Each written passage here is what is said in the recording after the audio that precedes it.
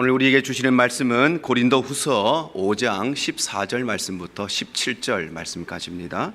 그리스도의 사랑이 우리를 강권하시는도다. 우리가 생각하건대 한 사람이 모든 사람을 대신하여 죽었은즉 모든 사람이 죽은 것이라. 그가 모든 사람을 대신하여 죽으심은 살아있는 자들로 하여금 다시는 그들 자신을 위하여 살지 않고 오직 그들을 대신하여 죽었다가 다시 살아나신 이를 위하여 살게 하려 함이라. 그러므로 우리가 이제부터는 어떤 사람도 육신을 따라 알지 아니하노라. 비록 우리가 그리스도도 육신을 따라 알았으나 이제부터는 그같이 알지 아니하노라. 그런즉 누구든지 그리스도 안에 있으면 새로운 피조물이라. 이전 것은 지나갔으니 보라 새 것이 되었도다. 아멘. 예, 할렐루야. 아멘. 예. 이 할렐루야를 한번 꼭 해보고 싶었습니다. 가기 전에. 예. 오늘 이렇게 떠나면서 단위에 서게 해주신 담임 목사님께 진심으로 감사드리고, 또 그동안 5년 동안 부족한 저를 위해서 또 함께 기도해 주시고 또 힘을 실어 주시고 또 섬겨 주신 모든 성도님들께 진심으로 감사를 드립니다.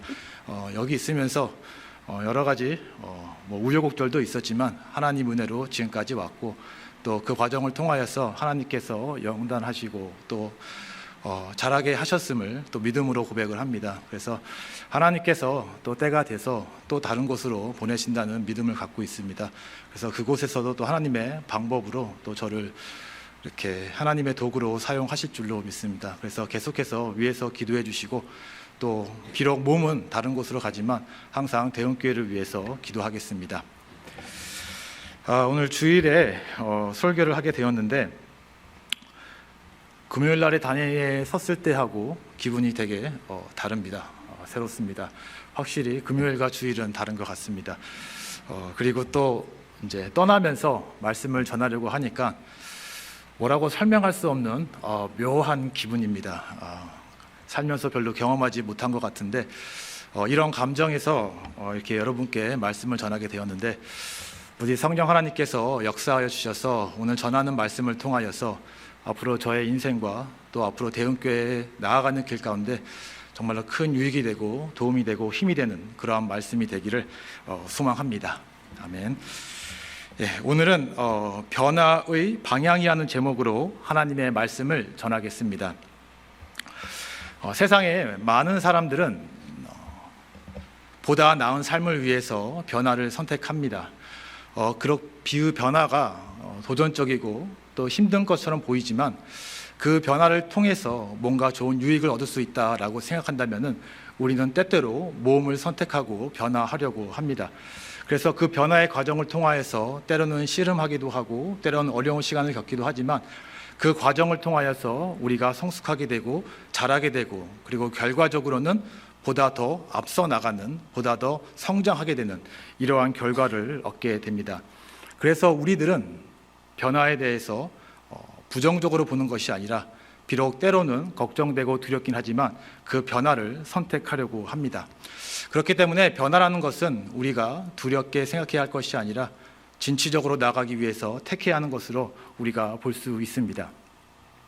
그런데 그 변화를 택하는 데 있어서 우리가 항상 조심해야 하는 것이 있습니다. 그것은 무엇이냐면은 그 변화에 대해서 막연히 받아들이는 것이 아니라 그 변화를 위해서 얻고자 하는 목표, 그리고 그 목표로 향하기 위한 방향을 명확하게 설정을 하고 그 변화를 받아들이고 선택을 해야 한다라는 것입니다. 아무런 목표 없이, 아무런 방향 없이 무조건 변화를 택하면은 우리가 얻고자 하는 결과를 얻을 수 없습니다. 도리어 잘못된 길로 갈 수 있습니다. 이것은 마치 우리가 운전을 하는 것과 같습니다. 운전을 하기 위해서는 항상 목적지를 정하고 그 목적지를 향하여서 방향을 잡고 나아가야 합니다. 그래야만 우리가 원하는 곳으로 갈 수가 있습니다. 우리가 항상 변화를 선택할 때에는 뭔가 얻고자 하는 것이 있습니다. 나가고자 하는 어떤 목적과 또 바람이 있습니다. 그것을 우리가 이루기 위해서 변화를 선택했다라고 한다면은 어떻게 나아가야 하는지, 그 방향을 어떻게 잡아야 하는지, 그리고 그 방향을 통하여서 어떻게 결과를 얻을 수 있는지 우리는 항상 그것을 생각하고 나아가야 하는 것입니다. 그렇지 않을 땐 잘못된 길로 갈 수 있고 실패의 길로 갈 수 있다라는 것입니다. 우리의 신앙생활도 그렇습니다. 하나님께서는 우리에게 변화의 삶을 요구하셨습니다. 하나님께서는 예수 그리스도를 통하여서 우리를 변화시켰습니다. 한때는 죄인이었지만 이제는 의인이 되었습니다. 한때는 세상에 속한 자였지만 이제는 하늘에 속한 자가 되었습니다. 과거에는 심판 앞에 벌을 받아야 하는 그러한 존재였지만 지금은 하나님의 자녀로서 의인이라 칭함을 받는 자가 되었습니다. 그리스도의 희생을 통하여서, 그리스도의 사랑을 통하여서 이 모든 역사를 이루었지만 그것으로 끝난 것이 아닙니다. 너희의 신분이 이렇게 변화되었으니 너희는 이렇게 살아야 된다. 그러니 너희는 변화되어야 한다. 이렇게 우리에게 말씀하고 있는 것입니다. 그래서 우리가 예수 그리스도를 믿는 자로서 신앙의 삶을 살아간다라고 했을 때 우리의 삶은 항상 변화되어야 하는 것입니다. 항상 변화의 대로 나아가야 하는 것입니다. 그런데 그 변화로 나아감에 있어서 목표가 분명하지 않습니다. 어디로 나아가야 하는지 그 방향도 제대로 잡고 있지 못하고 있습니다. 그렇다고 한다면 하나님께서 우리를 통하여서 얻고자 하는 것, 하나님께서 기대하는 그 모습을 우리는 변화를 통하여 얻을 수 없다라는 것이죠. 그렇기 때문에 성경은 우리에게 분명히 말씀하고 있습니다. 너희가 변화를 택한다면 그 변화의 길을 따라간다라고 한다면은 어떠한 목표를 가져야 하고 그 목표에 이르러야 하는 것이고 그 목표를 이루기 위해서는 어떠한 방향으로 어떠한 길로 가야 한다라는 것을 하나님께서는 성경을 통하여서 우리에게 분명하게 말씀하고 있다라는 것입니다. 크리스찬으로서 살아감에 있어서 내 개인이 하나님의 자녀로 온전하게 살아가기를 원하고 나의 가정이, 나의 일터가, 그리고 나의 교회가 하나님 보시기에 합당한 모습으로 변화되기 위해서는 바로 성경이 제시하고 있는 변화의 목표, 변화의 방향을 우리는 분명히 알고 있어야 하는 것이고 그 말씀대로 우리는 나아가야 하는 것입니다. 그러할 때에 우리는 비로소 하나님께서 우리에게 요구하시는 그 변화의 모습을 온전히 누릴 수 있게 되는 것입니다. 오늘 우리는 고린도 후서의 말씀을 읽었습니다. 고린도 후서에서 바울은 우리가 어떻게 변화되어야 하는지 변화의 목표, 변화의 방향을 제시하고 있습니다. 바울은 고린도 후서를 쓸 때 고린도 교회에 대한 여러 가지 문제점을 지적하였습니다. 교회를 근심하게 하는 사람들이 있었습니다. 힘들게 하는 사람들이 있었습니다. 그 사람들에 대해서 성도들에게 바울이 권면한 것은 그들을 용서하라라는 것입니다. 그리고 그 다음에 한 단계 더 나아가서 성도들을 향하여서 하는 말씀은 바로 너희들이 앞으로 나아가야 할 것이 무엇이다 라는 것을 말씀하는 것이죠. 그래서 먼저 변화의 목표를 말합니다. 그것은 무엇이냐면 고린도후서 2장 15절에 말씀하는데 너희는 그리스도의 향기다 라고 말하고 있습니다. 바로 우리가 신앙인으로서 이루어야 할 목표, 그리스도의 향기가 되는 것입니다. 우리의 삶을 통하여서 예수 그리스도를 온전히 드러내고 나타낼 수 있는 그러한 삶을 살아야 하는 것입니다. 그리고 3장 6절에 말합니다. 너희는 새 언약의 일꾼이다 라고 말하고 있습니다. 예수 그리스도를 통하여서 우리는 이제 새 언약 안에 예수 그리스도와 새로운 관계를 이룬 그러한 관계를 가진 하나님의 자녀가 된 것이죠. 그 관계 속에서 우리는 어떠한 자가 되어야 하느냐? 바로 새 언약의 일꾼이 되어야 한다라는 것이죠. 온전한 변화를 통하여서 우리는 그리스도의 향기가 되어야 하는 것이고 새 언약의 일꾼이 되어야 한다라는 목표를 바울은 제시하고 있는 것입니다. 그렇다고 한다면 그 목표를 이루기 위해선 우리는 어떠한 방향으로 나아가야 하는 것일까요? 어떠한 방법으로 이 인생을 살아가야 하는 것일까요? 그것은 4장 11절에 말씀하고 있습니다. 4장 11절입니다. 우리 살아있는 자가 항상 예수를 위하여 죽음에 넘겨짐은 예수의 생명이 또한 우리 죽을 육체에 나타나게 하려 함이라 라고 말씀하고 있습니다.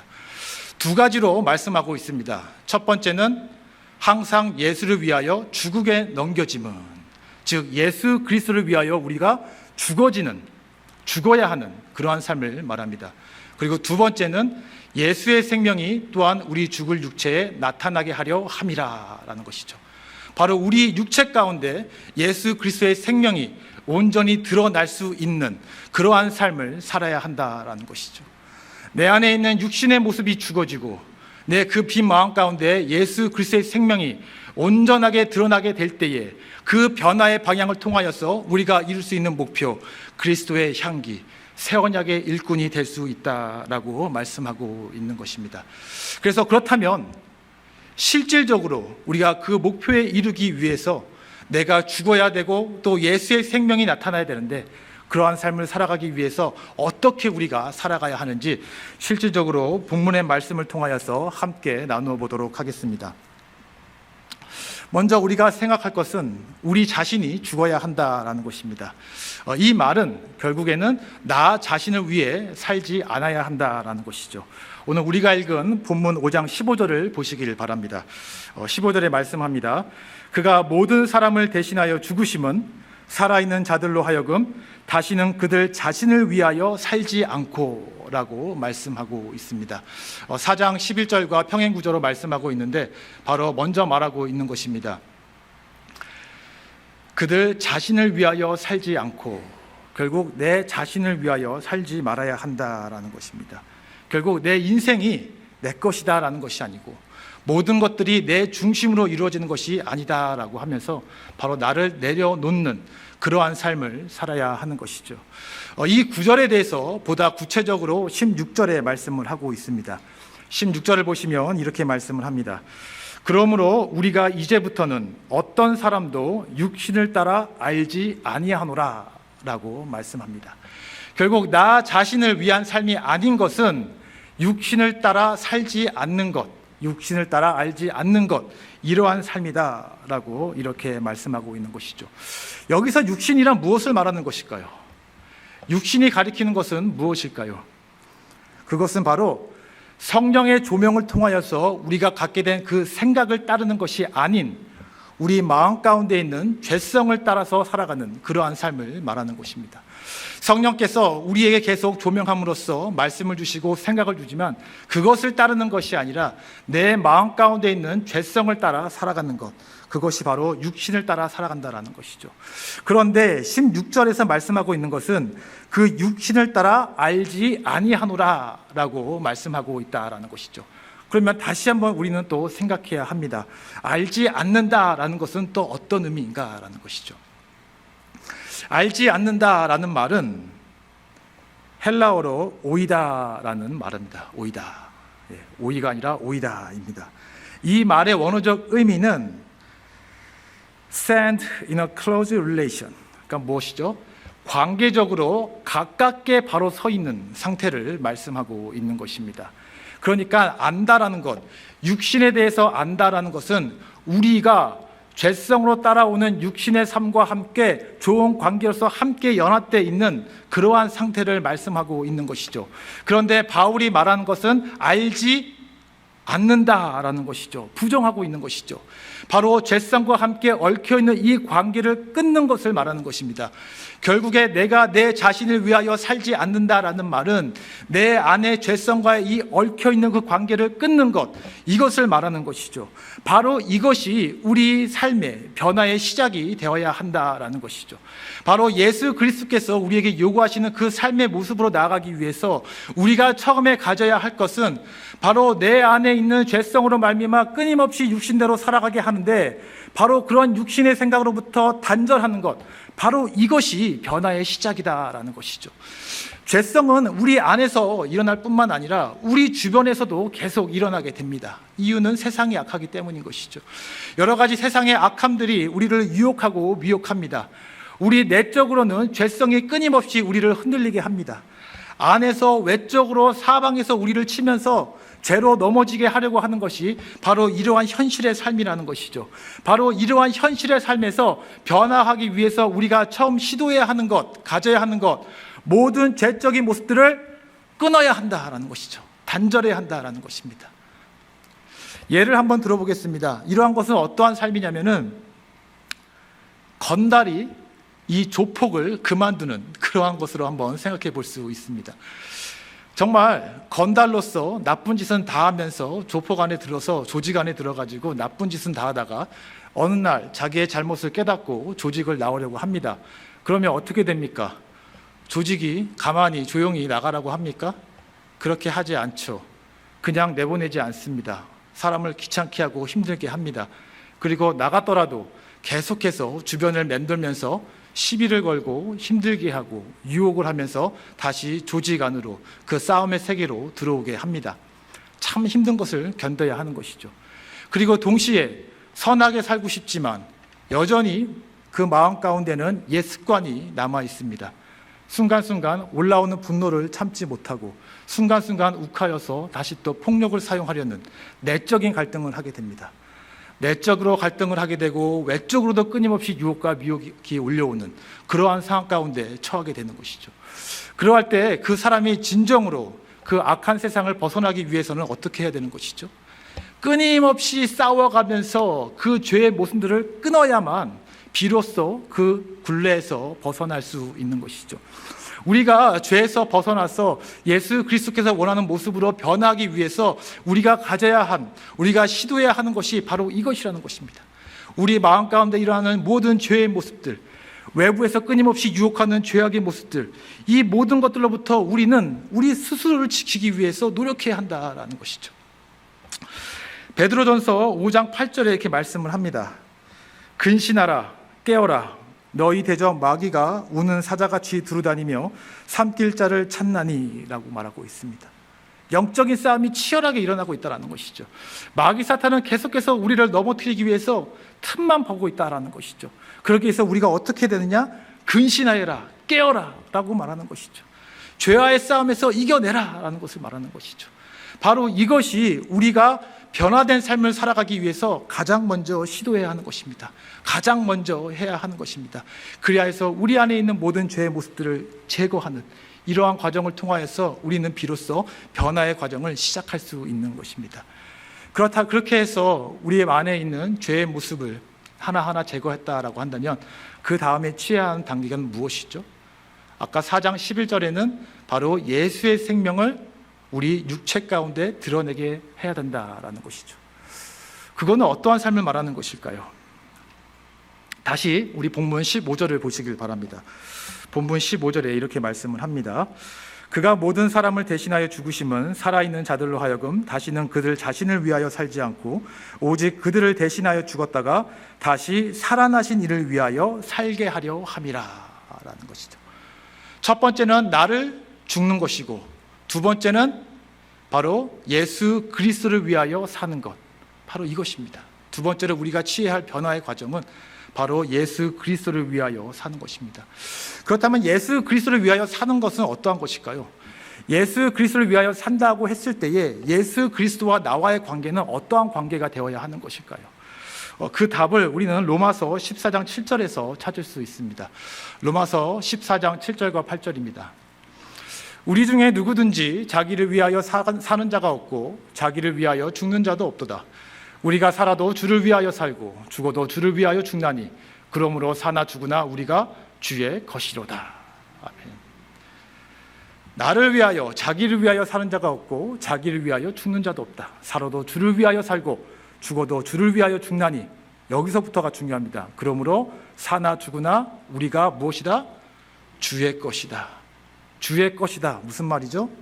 우리가 하나님의 소유다. 이것을 말씀하고 있는 것입니다. 우리는 하나님께 속한 자다라는 것을 말씀하고 있는 것이죠. 우리가 그리스도를 위하여 산다라고 했을 때 그 관계는 바로 하나님의 종이 되는 것입니다. 그리스도의 종이 되어서 그리스도의 말씀에 순종하며 그를 따르는 그러한 삶을 살아가는 것이라는 것이죠. 이러한 관계는 나쁜 관계가 아닙니다. 정말 종이 주인을 너무나 싫어하는데 억지로 그 힘에 억눌려서 주인의 말을 듣는 그러한 관계가 아니라는 것입니다. 오히려 주님과 나와 비록 주인과 종과의 관계지만 한 마음 한 뜻이 되어서 함께 섬기는 그러한 관계라는 것이죠. 그렇기 때문에 바로 하나님께서는 우리를 그의 자녀로 삼으셨다라는 것이죠. 부모와 자녀와의 관계로 우리 관계를 말하고 있는 것이고 예수 그리스도께서는 우리를 친구라라고 말씀하셨습니다. 그리고 오늘 우리가 읽은 본문 18절에서는 하나님과 우리를 화목의 관계다라고 말씀을 하셨습니다. 그러니 종합을 하면 어떠한 관계입니까? 비록 주인과 종의 관계지만 친밀하게 연합되어져 있는 그러한 관계라고 볼 수 있는 것이죠. 바로 예수 그리스도와 그리스도를 믿는 모든 자는 하나의 정체성을 갖고 있고 하나의 동질성을 갖고 있는 그러한 관계다라는 것이죠. 바로 이 관계가 바로 나를 위하여 살아가는 것이 아니라 예수 그리스도를 위하여 살아가는 자의 바로 관계요 정체성이다라는 것이죠. 한번 동질성에 대해서 생각을 해보고 싶습니다. 동질성이라는 것은 바로 하나의 같은 성품을 갖고 있다라는 것이죠. 우리가 한국인으로서 하나의 동질성을 갖고 있습니다. 그것은 무엇이 있을까요? 어떠한 예를 들 수 있을까요? 우리가 하나의 동질성으로 공통된 성품이 있습니다. 그것이 무엇일까요? 빨리빨리, 그죠? 한국 사람 특징하면은 빨리빨리라는 게 있죠. 우리 한국 사람들 모두 다 성격이 급하죠. 기다리는 거 힘들어하고, 그렇죠? 그래서 이 빨리빨리라는 이것 때문에 배달 음식이 빠르게 오고 또 엘리베이터 닫힘 버튼을 가장 많이 누르는 나라가 한국이라고 합니다. 또 그리고 비행기가 연착되면은 가장 컴플레인을 많이 하는 사람들도 한국 사람이라고 부르고, 또 이로 인해서 인터넷 속도가 가장 빠른 것도, 또 총알 택시가 있는 것도 한국이라고 합니다. 결국 우리 한국 모든 사람은 이 빨리빨리라는 이러한 성격, 이러한 동질성을 갖고 있는 것이죠. 그렇다고 한다면 우리가 이제 예수 그리스도를 위하여 살고 예수 그리스도와 우리가 하나의 연합된 관계, 하나의 정체성, 하나의 동질성을 가진 그러한 관계가 되었다라고 한다면 바로 이 변화의 여정 가운데 우리가 드러내야 하는 것이 무엇이냐라는 것이죠. 예수의 생명을 드러내야 한다라고 하는데 그것이 무엇이냐라는 것이죠. 바로 그것은 예수 그리스도의 성품입니다. 예수 그리스도의 성품이 바로 우리 삶 가운데, 바로 우리 육체 가운데 온전히 드러나야 된다라는 것이죠. 바로 그것이 그리스도를 위한 삶이라는 것입니다. 그리스도의 성품이 무엇입니까? 성령의 열매에 그대로 있죠. 사랑이고 오래 참음, 자비, 절제, 화평, 온유, 이러한 모습들이 우리가 그리스도와 함께 동행하면서 온전히 드러날 때 바로 그것이 나를 위한 삶이 아닌 그리스도를 위한 그러한 삶이 된다라는 것이죠. 성경의 인물들을 한번 보시길 바랍니다. 모세 어떠합니까? 젊었을 때 혈기가 넘쳤습니다. 혈기로 사람을 죽였습니다. 하지만 그가 인생의 여정을 따라가면서 하나님과 동행하는 삶을 살아갔을 때 결국 그가 죽었을 때에 어떻게 그를 평가합니까? 세상에 이보다 온유한 자가 없었더라라는 것이죠. 그 변화의 여정을 통하여서 바로 예수 그리스도의 성품이 온전하게 드러나게 되는 것이죠. 예수님의 제자들은 어떠하였습니까? 예수님과 함께 동행하는 삶을 살았을 때는 자기의 욕심이 앞섰습니다. 예수 그리스도의 마음을 온전히 이해하지 못하였습니다. 하지만 예수 그리스도께서 하늘로 올라가셨고 사도로서 복음을 전하며 살아갔을 때 그들의 인생은 어떠하였습니까? 하나님께 온전히 충성을 다하고 결국 순교하기까지 예수 그리스도를 사랑하고 인내하며 복음을 전하는 그러한 삶을 살았습니다. 사울은 어떠합니까? 바울로 변화되기 전에 교만한 자였습니다. 하지만 바울로 변화된 다음에 예수 그리스도를 누구보다 사랑하고 그 마음과 그 성품, 그리스도의 향기를 온전히 드러내는 그러한 사람이 되었습니다. 우리가 변화되기 위하여서 가져야 하는 것, 우리가 드러내야 하는 것, 바로 예수 그리스도의 성품이 되어야 하는 것입니다.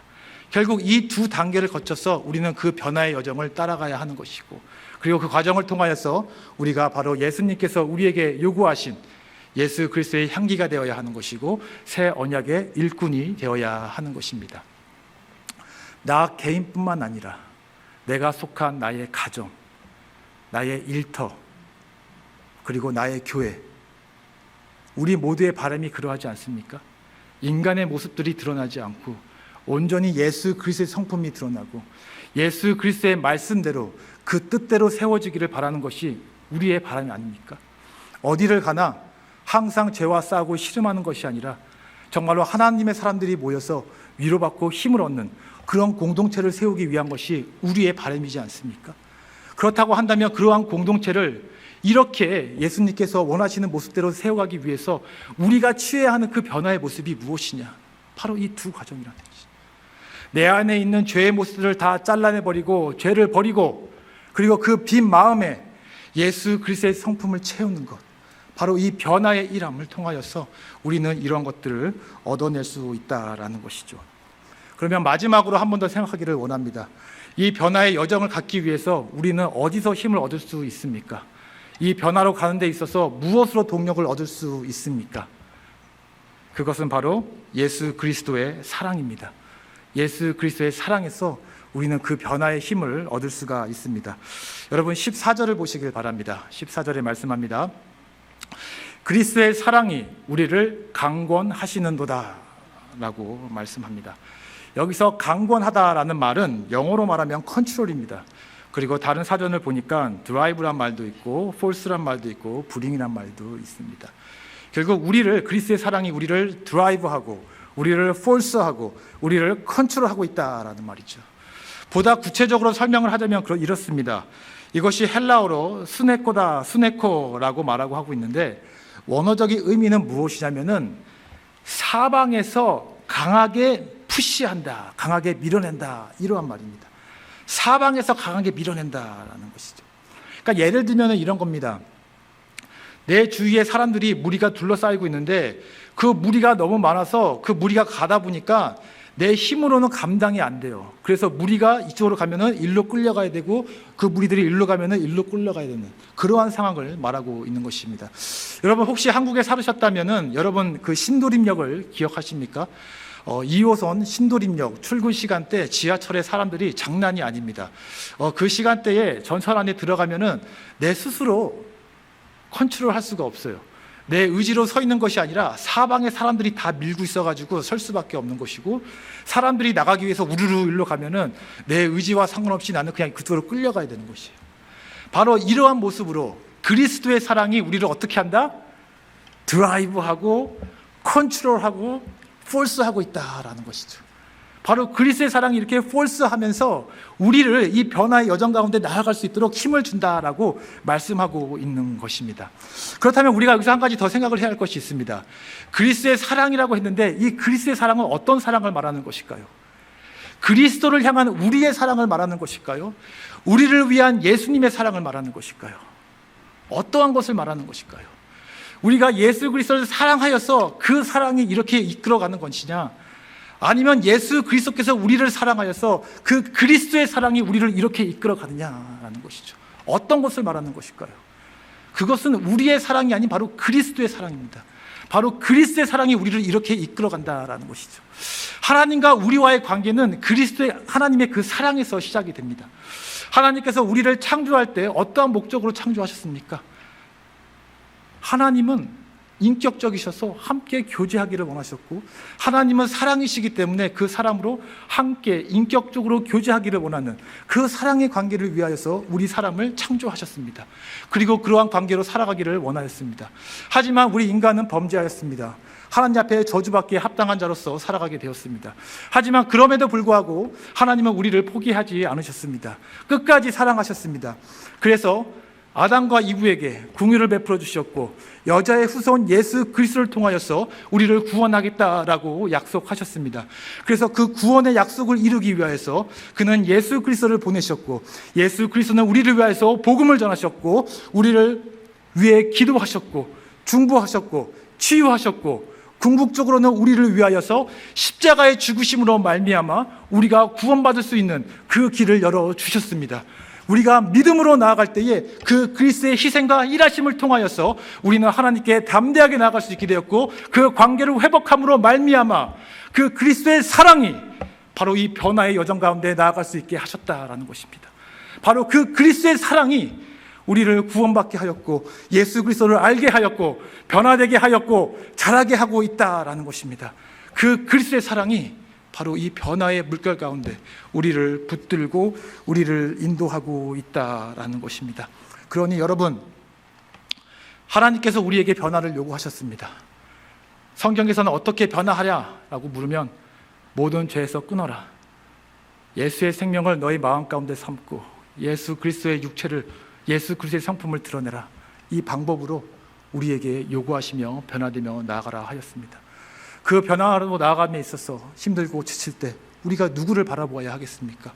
우리를 사랑하셔서 죽기까지 자기의 모든 것을 희생하신 예수 그리스도 그 십자가를 바라보아야 하는 것입니다. 그 십자가를 바라보면서 우리가 주님 앞에 엎드려 기도할 때에, 주님 앞에 간구할 때에 바로 예수 그리스도는 우리의 마음을 붙드시고 우리를 위로하시고 강건하게 하심으로 말미암아 죄악 가운데 다시 넘어지는 것이 아니라 다시 새 힘을 얻고 담대하게 그 변화의 여정 가운데 나아갈 수 있도록 우리를 인도하신다라는 것입니다. 여러분, 이것을 믿으시길 바랍니다. 이것을 믿고 그 변화의 여정 가운데 담대하게 나아가시길 바랍니다. 예수 그리스도를 의지함으로 승리하시기를 바랍니다. 이제 말씀을 맺도록 하겠습니다. 여러분, 변질이란 말이 있습니다. 변질이란 말의 뜻이 무엇이죠? 변화와 같은 의미입니다. 하지만 부정적으로 쓰이는 말입니다. 올바른 방향으로 변화되는 것이 아니라 잘못된 방향으로 변화되는 것을 말하고 있는 것입니다. 초대교회가 예수 그리스도를 온전하게 믿고 섬겼습니다. 하지만 시간이 지날수록 그 교회의 신학은 변질되었다라고 합니다. 그 말은 잘못된 방향으로 변하고 나아갔다라는 것이죠. 그리고 결국엔 종교개혁을 통하여서 이것을 다시 변화시키려고 하였고 올바른 방향으로 나아가려고 많은 신학자들, 종교개혁자들은 힘쓰고 노력하였습니다. 우리 삶 가운데 이러한 모습이 끊임없이 일어나야 할 것입니다. 여러분, 우리의 삶을 돌아보시길 바랍니다. 여러분은 지금 올바른 방향으로 이 변화의 여정 가운데 나아가고 계십니까? 아니면 예수님께서 우리에게 주신 이 변화의 방식을 받아들이지 않고 나의 생각, 나의 계산, 나의 목적으로 변화하려고 하고 있습니까? 교회가 좋게 변화되기를 원하는데 예수님께서 우리에게 주신 그 말씀대로가 아닌 나의 생각대로 교회를 바꾸려고 하는 것은 아닙니까?